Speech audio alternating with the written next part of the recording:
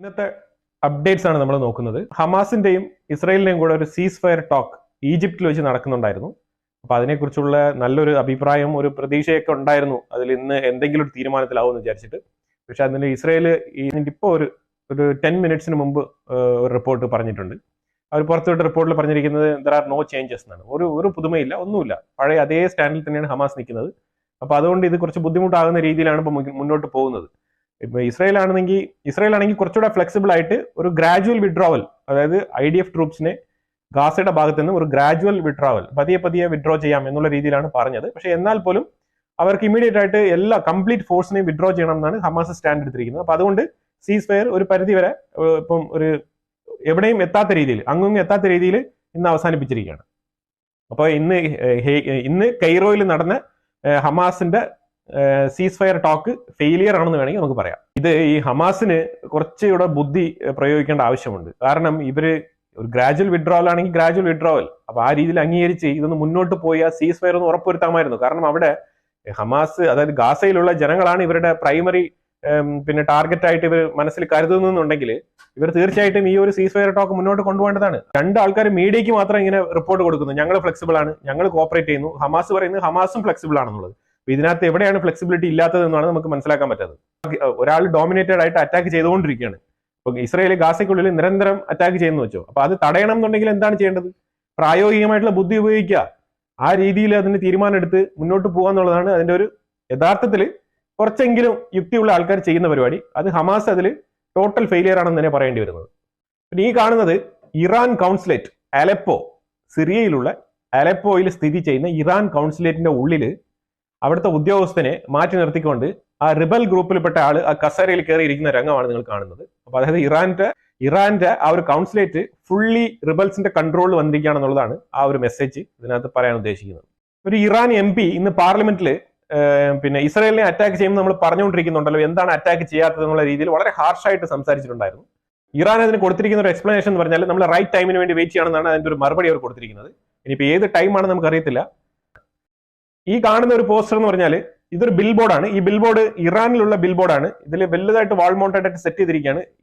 ഇതിന്റെ ഈ bill ബോർഡിലുള്ള 2 image നിങ്ങൾ കണ്ടല്ലോ, അത് ഒന്ന് ബെഞ്ചമിൻ നെതന്യാഹു, പിന്നെ ഒന്ന് ഇതിന്റെ മുമ്പുള്ള IDF ചീഫായിട്ടിരുന്ന യോവ് ഗാലന്റ്.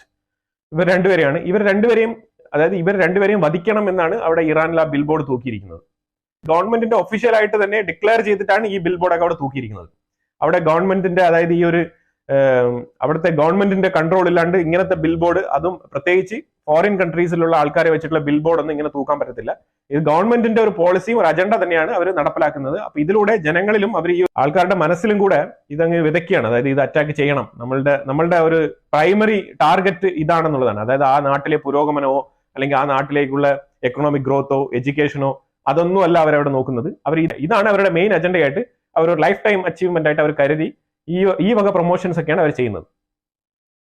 കാരണം ഇറാനെ കുറിച്ച് നമുക്ക് തോന്നും ഇറാൻ എന്താ അത്രയ്ക്ക് മോശമാണെന്ന് ചോദിച്ചാൽ അത്രയ്ക്ക് മോശമാണെന്നല്ല പറയുന്നത്. അവരുടെ എക്കണോമി വീക്കാണ്, പിന്നെ അവരുടെ വിമൺ എംപവർമെന്റ് വളരെ ലോ ആണ്, പിന്നെ അവിടെ എയ്ഡ്സ് എന്ന് പറഞ്ഞാൽ 24% ഇൻക്രീസ് ചെയ്തിട്ടുണ്ടെന്നാണ്. അത് സെക്ഷൽ ഇന്റർകോഴ്സ് കൊണ്ട് മാത്രം സ്പ്രെഡ് ആകുന്ന എയ്ഡ്സ് ആണെന്നാണ്, HIV ആണെന്നുള്ളതാണ് ആ റിപ്പോർട്ട് പറയുന്നത്. ഏതാണ്ട് ലക്ഷക്കണക്കിന് കുട്ടികൾക്ക് സ്കൂളിൽ അഡ്മിഷൻ കിട്ടുന്നില്ല എന്നുള്ളതാണ്.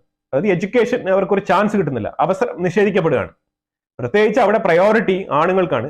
സ്ത്രീകൾക്കുള്ള ഈ ഒരു സ്കൂൾ അഡ്മിഷൻ എന്ന് പറഞ്ഞാൽ സെക്കൻഡ് പ്രയോറിറ്റിയാണ്. അവിടെ പല നിയമങ്ങൾ അവർ റിഫോം ചെയ്യുന്നു എന്നൊക്കെ പറഞ്ഞാലും അതൊന്നും ക്ലിയർ ആയിട്ടുള്ള റിഫോം അല്ല.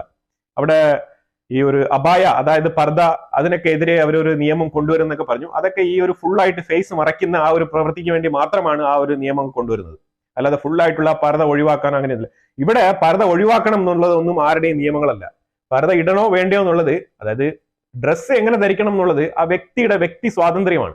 അതാണ് നമ്മൾ അവിടെ പറയേണ്ടത്. അല്ലാതെ മറ്റൊരാൾ എന്ത് വസ്ത്രം ധരിക്കണം എന്നുള്ളത് നമ്മളല്ല ചൂണ്ടിക്കാണിക്കേണ്ടത്. ആ ഒരു ബോധം ഉണ്ടായിരുന്നാൽ മതി. പിന്നെ ഈ നിയമങ്ങളൊന്നും കൊണ്ടുവരേണ്ട ആവശ്യമൊന്നുമില്ല.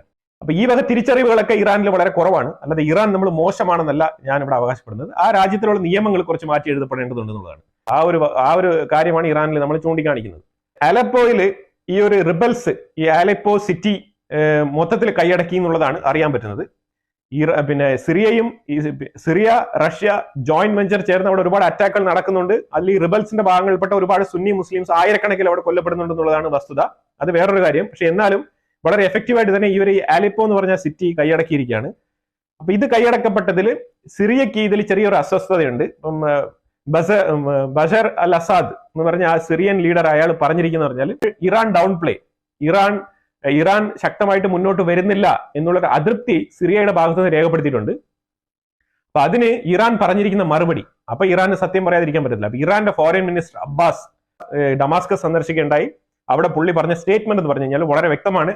നമ്മുടെ ഇറാൻ അലൈ കുറച്ച് വീക്കാണ്, പ്രത്യേകിച്ച് ഹെസ്ബുള്ള, ഹമാസ് ഇവരൊക്കെ ഇപ്പൊ സമീപകാലത്ത് നേരിട്ടുകൊണ്ടിരിക്കുന്ന പിന്നോട്ട് പോക്ക്, അതായത് അവർക്ക് ആ ഒരു എന്താണ് പിന്നോട്ട് പോക്ക്, ഇസ്രായേലിന്റെ ഭാഗത്ത് നിന്ന് കിട്ടിയ അടി തന്നെ, ആ ഒരു അടി കൊണ്ട് ഉണ്ടായ ആ ഒരു നഷ്ടമാണ് അവിടെ കൃത്യമായിട്ട് പുള്ളി എടുത്തു പറഞ്ഞത്.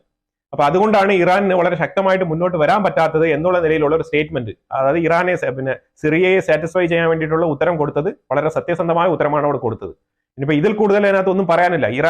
ഇറാന്റെ റെജിമെന്റ് വീക്കായി എന്ന് പറഞ്ഞാൽ, ഇറാന്റെ അലൈസ് അഥവാ റെജിമെന്റ് ഒക്കെ വീക്ക് എന്ന് പറഞ്ഞാൽ ഇതാണ് അതിന്റെ കാരണം. കാരണം ഇറാന്റെ ഉള്ളിലല്ല അവരുടെ സ്ട്രെങ്ത് ബിൽഡ് ചെയ്തത്, ഇറാന്റെ വെളിയിലാണ് അവരുടെ സ്ട്രെങ്ത് ബിൽഡ് ചെയ്തത്. ആ വെളി എന്ന് പറയുന്നതാണ് ഹൂത്തീസ്, ഈ ഹമാസ്, ഹിസ്ബുള്ള, ഇതേപോലത്തെ റെജിമെന്റുകൾ. ഇതെല്ലാം ഇപ്പൊ വീക്ക് ആണെന്നാണ് കൃത്യമായി ഇറാൻ തന്നെ പുറത്ത് പറഞ്ഞിരിക്കുന്നത്. അപ്പൊ അതിന്റെ അർത്ഥം എന്ന് പറഞ്ഞാൽ ഞങ്ങൾ ഡൗൺ പ്ലേ ചെയ്യുന്നതല്ല, ഞങ്ങൾ പിന്നോട്ട് പോകുന്നതല്ല, ഞങ്ങൾക്ക് നിങ്ങളെ സഹായിക്കണം എന്ന് ആഗ്രഹമുണ്ട്, പക്ഷെ ഞങ്ങളുടെ കയ്യിൽ ഇപ്പൊ വകുപ്പില്ല എന്നാണ് ഇറാൻ പറയുന്നത്. അതാണ് പറയാതെ പറഞ്ഞു വെക്കുന്നത്. ന്യൂസിലാൻഡ് ഇറാന്റെ മേളിൽ ഒരു സാങ്ഷൻ ഏർപ്പെടുത്തിയിട്ടുണ്ട്. അത് ഡ്രോൺ സപ്ലൈ ചെയ്തതാണ്. ഉക്രൈനെതിരെ അറ്റാക്ക് ചെയ്യാൻ, ഉക്രൈനെതിരെ റഷ്യക്ക് ഇവർ ഡ്രോൺ സപ്ലൈ ചെയ്തു എന്നുള്ളത് കണ്ടെത്തിയതിന്റെ പേരിലാണ് ആ ഒരു സാങ്ഷൻ വന്നിരിക്കുന്നത്. അതുകൊണ്ട് ഇറാന് വലിയ നഷ്ടങ്ങളൊന്നും ഉണ്ടാവാനില്ല എന്നുള്ളതാണ് വസ്തുത. പക്ഷെ എന്നാലും റെക്കോർഡിക്കലി അവിടെ ഒരു സ്റ്റേറ്റ്മെന്റ് ആവാം ന്യൂസിലാൻഡ് ഒരു ഇതേപോലെ സാങ്ഷൻ ഏർപ്പെടുത്തിയിരിക്കുന്നുള്ളത്. ഇറാന്റെ 90% ഓയിൽ മേടിക്കുന്നത് ചൈനയാണ്. അത് 30% ഡിസ്കൗണ്ടിലാണ് ഈ ഓയിൽ ചൈന മേടിക്കുന്നത്. കണ്ടിന്യൂസ് ആയിട്ട് മേടിച്ചുകൊണ്ടിരിക്കുകയാണ്. കുറെ കാലങ്ങൾ കൊണ്ട് ഈ ഒരു ബിസിനസ് നടന്നുകൊണ്ടിരിക്കുകയാണ്. ഇന്ത്യക്ക് ഇറാനുമായിട്ട് കച്ചവടം ഉണ്ടെങ്കിലും അതൊക്കെ ഇൻഡയറക്റ്റ് ബിസിനസ്സുകളാണ്. ഒരിക്കലും ഇന്ത്യ ഡയറക്റ്റ് ആയിട്ട് ഇറാന്റെ അടുത്ത് എടുക്കുന്നില്ല. ഒന്നെങ്കിൽ ഇറാഖ് ത്രൂ എടുക്കും, അല്ലാന്നുണ്ടെങ്കിൽ ഈ റഷ്യ ത്രൂ എടുക്കും. അല്ലാതെ ഇന്ത്യ ഒരിക്കലും ഡയറക്റ്റ് ആയിട്ട് ഇറാന്റെ അടുത്ത് മേടിക്കുന്നില്ല. അപ്പൊ അതുകൊണ്ട് അത് ആ ഒരു ഇന്ത്യക്ക് ആ ഒരു ത്രെട്ട് വരുന്നില്ല എന്നുള്ളത്. പക്ഷെ ഡയറക്റ്റ് ആയിട്ട് 30% ഡിസ്കൗണ്ടിൽ ഇറാന്റെ അടുത്ത് എണ്ണ മേടിക്കുന്ന ചൈന. ഇതുകൊണ്ടാണ് ചൈനയെ USA എപ്പോഴും ഒരു ഹൈ താരിഫ് വെക്കുന്നത്. കാരണം ഇവർ എവിടെയാണോ ലാഭം ഉണ്ടാക്കുന്നത് ആ ലാഭം USA അതിനെ കട്ട് ഓഫ് ചെയ്യാനുള്ള ഒരു താരിഫാണ് ഇവർക്ക് ഉയർത്തി കൊടുക്കുന്നത്. അതിന്റെ ഇരട്ടിയാണ് USA ഉയർത്തുന്നത്. പക്ഷെ ഇറാനുമായിട്ട് ബന്ധപ്പെട്ട് ചൈനയ്ക്ക് കിട്ടുന്ന പണി, അതാണ് ഞാൻ ഇവിടെ പറയാൻ ഉദ്ദേശിച്ചത്.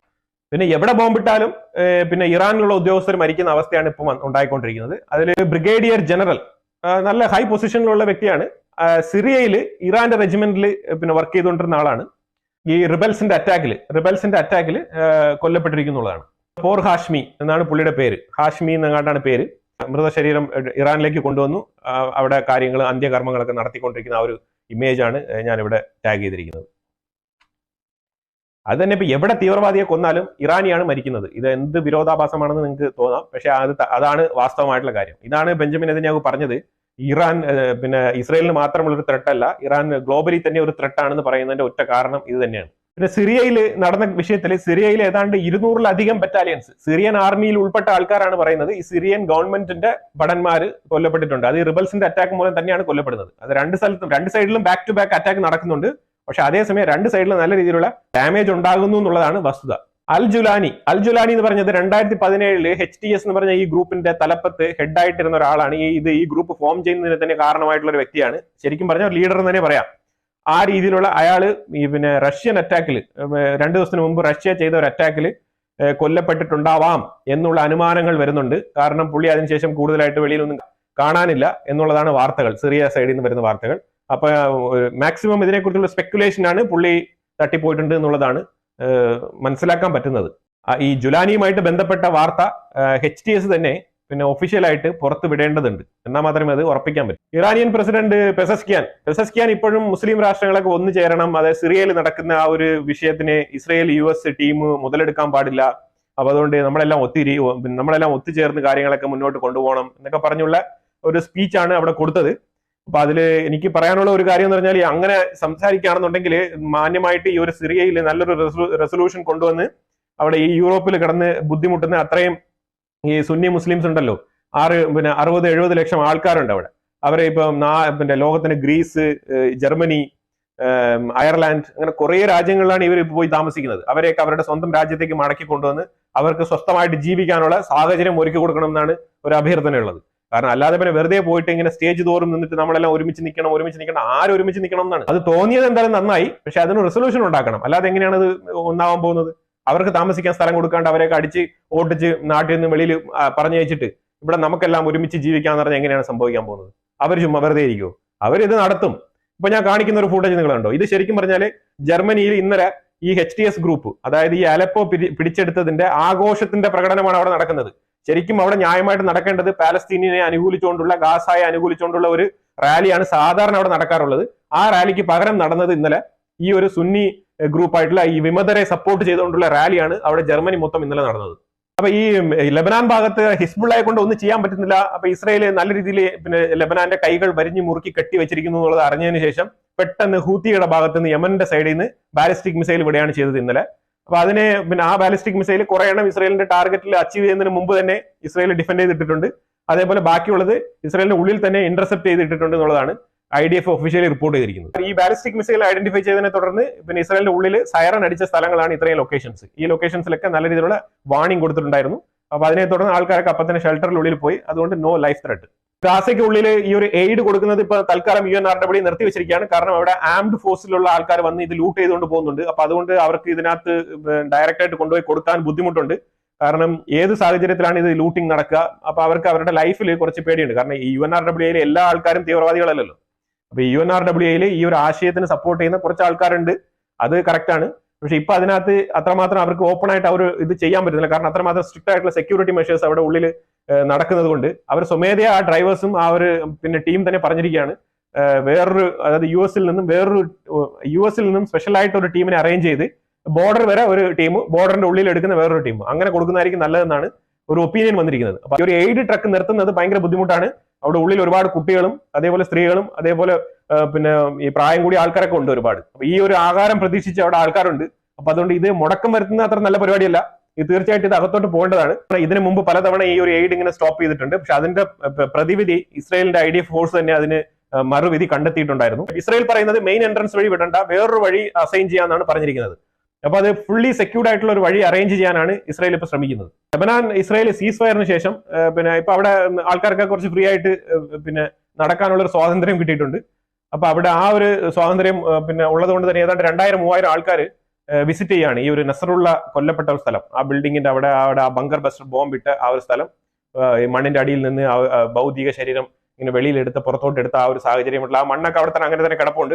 അവിടെ ഒരുപാട് ആൾക്കാർ ചെന്ന് ആദരാഞ്ജലികൾ അർപ്പിക്കുന്ന ആ ഒരു ഇമേജ് ആണ് ഞാനിവിടെ ടാഗ് ചെയ്തിരിക്കുന്നത്. അവിടെ നിത്യേന ആൾക്കാർ ഇങ്ങനെ പോയി സന്ദർശിച്ചിട്ട് അതൊരു ടൂറിസ്റ്റ് പ്ലേസ് ആയിട്ട് മാറാനുള്ള സാഹചര്യമുണ്ട് ലബനാനിൽ. ഈ കാണുന്ന ഒരു ഇമേജ് എന്ന് പറഞ്ഞു കഴിഞ്ഞാൽ പിന്നെ ഹിസ്ബുള്ളയുടെയും ഇറാന്റെയും ജോയിന്റ് മിലിറ്ററി ബേസ് ആണ് ഇത്. അലപ്പോ കേന്ദ്രീകരിച്ച് അവിടെ ഒരുപാട് ഈ അലപ്പോ എന്ന് പറയുന്നത് തന്നെ ഹിസ്ബുള്ളയും ഇറാനും തന്നെ കേന്ദ്രീകരണം ഈ ഒരു അലപ്പോ ഫുൾ ആയിട്ട് ഉപയോഗിച്ചുകൊണ്ടിരുന്നത്. ഇത് വെപ്പൺ കടത്ത് നടത്താൻ വേണ്ടി മാത്രം ഉപയോഗിച്ചുകൊണ്ടിരുന്നതാണ് ഈ സിറ്റി. കാരണം അവിടെ നിന്നുള്ള ഒരു ടണലാണ് പിന്നെ ലബനാൻ വഴി ക്രോസ് ചെയ്ത് പോകുന്നത്. ലബനാൻ സിറിയ ബോർഡർ വഴി അലപ്പോയിലേക്ക് വരെ ക്രോസ് ചെയ്ത് പോകുന്ന വലിയ ടണൽ കണ്ടെത്തിയിട്ടുണ്ടായിരുന്നു. അതിനെ തുടർന്നാണ് ഇസ്രായേൽ കഴിഞ്ഞ ആഴ്ച അലപ്പോയിൽ ഒരു ബോംബിട്ട് ആ ഒരു ടണൽ നശിപ്പിക്കാൻ വേണ്ടി അവിടെ ഒരു അറ്റാക്ക് നടത്തിയത്, ഒരു എയർ സ്ട്രൈക്ക് നടത്തിയത്. ആ സ്ട്രൈക്ക് നടത്തിയതിനു ശേഷമാണ് ഇത്രത്തോളം അവിടെ ഈ ഒരു റിബൽ ഗ്രൂപ്പുകൾ അവിടെ അവർക്കൊരു ഓപ്പർച്യൂണിറ്റി കിട്ടിയത്. ശരിക്കും അപ്പൊ നമുക്കും അടിച്ച് ഈ ഒരു ഇസ്രായേൽ അടിക്കുമ്പോൾ ആ കൂട്ടത്തിൽ തന്നെ അടിച്ച് നമുക്ക് ഈ സ്ഥലം പിടിച്ചെടുക്കാം എന്നുള്ളൊരു ഐഡിയ ഈ HTCക്ക് വന്നതും ഇങ്ങനെ തന്നെയാണ്. അപ്പൊ തീർച്ചയായിട്ടും ഇസ്രായേൽ സപ്പോർട്ട് ചെയ്യുന്നത് വെച്ചാൽ ഇസ്രായേൽ HTCയെ സപ്പോർട്ട് ചെയ്യുന്നുണ്ടെന്ന് തന്നെയാണ് നമുക്ക് മനസ്സിലാക്കാൻ പറ്റുന്നത്. കാരണം അവിടുത്തെ ക്ലിയർ ആയിട്ടുള്ള റിപ്പോർട്ടുകളെല്ലാം അവർ ഇസ്രായേലിനെ ധരിപ്പിക്കുന്നുണ്ട്. ഇത് കൂടാതെ അവർ ഒഫീഷ്യലി അവരുടെ പിന്നെ സ്പോക്സ് പേഴ്സൺ ആയിട്ടുള്ള ആൾക്കാർ പറയുന്നുണ്ട് ഇസ്രായേൽ ഒന്നുകൊണ്ടും ഈ ഹിസ്ബുള്ളയെയും ഇറാനെയും ആ റെജിമെന്റിനെ ഒന്നും പേടിക്കേണ്ട ആവശ്യമില്ല എന്നുള്ള രീതിയിലുള്ള സ്റ്റേറ്റ്മെന്റുകളൊക്കെ അവർ പറയുന്നുണ്ട്. ജോർജിയയിൽ നമ്മൾ കഴിഞ്ഞ വീഡിയോയിൽ പറഞ്ഞിരുന്നത് തന്നെ അവിടെ പ്രൊട്ടസ്റ്റ് നടക്കുകയാണ് ഗവൺമെന്റിനെതിരെ. അപ്പൊ അവിടുത്തെ പ്രൊട്ടസ്റ്റ് പിന്നെ കണ്ടിന്യൂ ചെയ്യാണ്. ഇന്നലെ രാത്രിയും അവിടെ ഇതേപോലത്തെ പ്രൊട്ടസ്റ്റ് നടക്കുകയാണ്. അവിടുത്തെ ഗവൺമെന്റ് ഓഫീസുകളും കാര്യങ്ങളെല്ലാം ഈ ആൾക്കാർ കയറി നിറങ്ങുകയാണ്, ഈ പ്രൊട്ടസ്റ്റ് ചെയ്യുന്ന ആൾക്കാർ. ആ ഒരു ഇമേജ് ആണ് ഞാനിവിടെ വെച്ചിരിക്കുന്നത്. അപ്പൊ ജോർജിയ ഇപ്പം അടുത്ത ഒരു പ്രോബ്ലമാറ്റിക് ആയിട്ടുള്ള വിഷയമായിട്ട് മാറി വരികയാണ്. കാരണം ഈ ജോർജിയ അതേപോലെ അർമേനിയ ഇവരെല്ലാം തന്നെ ഇപ്പോൾ ഒരു റഷ്യൻ ഓറിയന്റഡ് ആയിട്ടുള്ള ഒരു സ്റ്റാൻസ് ആണ് എടുത്തിരിക്കുന്നത്, നിലപാടാണ് എടുത്തിരിക്കുന്നത്. ആ നിലപാടിൽ ശരിക്കും യൂറോപ്പിന് ചെറിയ അതൃപ്തിയുണ്ട്. അപ്പൊ അതുകൊണ്ടുള്ള പ്രശ്നങ്ങളാണ് ഈ ഭാഗത്തൊക്കെ നടക്കുന്നത്.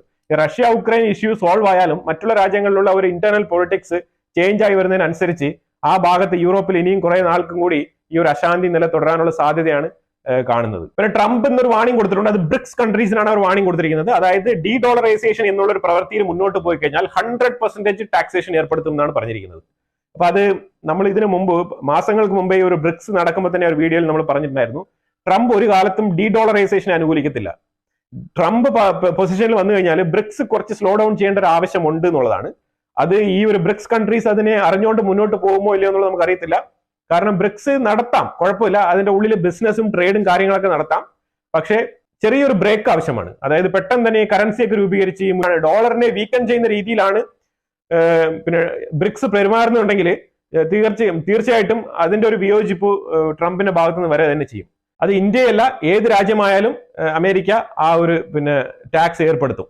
കാരണം ഡോളറാണ് അമേരിക്കയെ സംബന്ധിച്ചിടത്തോളം ഒരു കീ എക്കണോമി എന്ന് പറയുന്നത്. അമേരിക്കയിൽ വരുന്ന ഏത് പ്രസിഡന്റ് ആയാലും, ഏത് ഗവൺമെന്റ് ആയാലും, ഏത് തരത്തിലുള്ള ഇപ്പൊ ഡെമോക്രറ്റ് ആയാലും റിപ്പബ്ലിക്കൻ ആയാലും ആ നിലപാട് സെയിം ആയിരിക്കും. അത് തന്നെയാണ് ട്രംപിന്റെ ഈ ഒരു പ്രഖ്യാപനത്തിൽ നിന്ന് നമുക്ക് മനസ്സിലാക്കാൻ പറ്റുന്നത്. യുടെ ഒഫീഷ്യൽസ്, യുടെ ഹയർ ഒഫീഷ്യൽസ് എല്ലാവരും കൂടെ ഇസ്രയേലിൽ പോയിട്ടുണ്ടായിരുന്നു. അവിടെ ഷബാദ് റബ്ബായ് യിൽ കൊല്ലപ്പെട്ട ആ ഒരു വീട്ടിലേക്ക് അവർ സന്ദർശനം നടത്തി. യുടെ ചീഫ് ഒഫീഷ്യൽസ് ആയിട്ടുള്ള ആൾക്കാർ സന്ദർശനം നടത്തുകയും അവരുടെ കണ്ടോളൻസ് അവിടെ അറിയിക്കുകയും ചെയ്തിട്ടുണ്ട്. അപ്പൊ സമഗ്രമായി കുറെ വിഷയങ്ങളിൽ ഞാൻ ഈ അപ്ഡേറ്റ്സ് തന്നത് ഞാൻ പ്രതീക്ഷിക്കുന്നു. അപ്പൊ എന്തായാലും വിവിധ വിഷയങ്ങളെ കുറിച്ചുള്ള നിങ്ങളുടെ അഭിപ്രായങ്ങൾ കമന്റ് ബോക്സിൽ രേഖപ്പെടുത്തുക. അതുപോലെ തന്നെ വീഡിയോ ഇഷ്ടപ്പെട്ടു കഴിഞ്ഞാൽ ലൈക്ക് ചെയ്യുക, ഷെയർ ചെയ്യുക. നിങ്ങൾ ചാനൽ ആദ്യമായിട്ടാണ് കാണുന്നുണ്ടെങ്കിൽ മറക്കാതെ ചാനൽ സബ്സ്ക്രൈബ് ചെയ്യുക. വീണ്ടും അടുത്തൊരു വിഷയമായിട്ട് വരാം. Thank you so much.